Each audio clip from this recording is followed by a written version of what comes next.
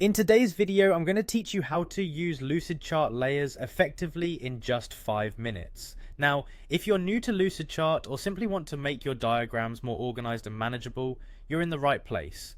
We're going to walk through some straightforward steps so you can master using layers in your diagrams. First, let's start by heading over to the Lucidchart website.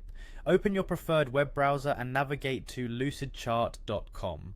Once you're there, you'll see the home page, and from here you'll want to click on Log In. This is typically found towards the upper right corner of the page. If you already have an account, fantastic.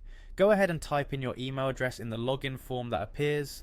Make sure it's accurate, then hit Next to proceed. Once you've entered your email, it's time to type in your password. Ensure this is done carefully to avoid any issues logging in. After you enter your password, click on the Login button and you're in.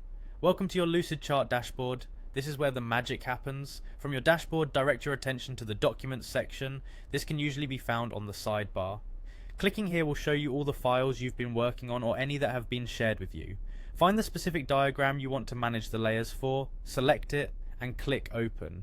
With your document open, let's get into organizing those layers. Start by clicking on View, located in the top menu bar. This will reveal a drop-down menu. Look for the Layers option and click on it. Once you're on the Layers panel, you have a variety of options. You'll be able to assign new layers, which is a great way to keep different elements of your diagram grouped together for better management.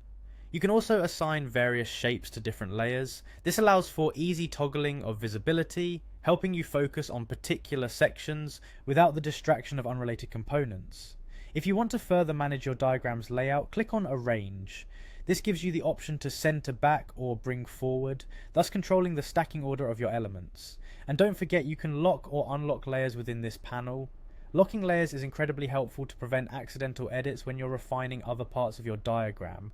And there you have it, you've just learned how to use layers in Lucidchart to organize, manage and refine your diagrams with ease.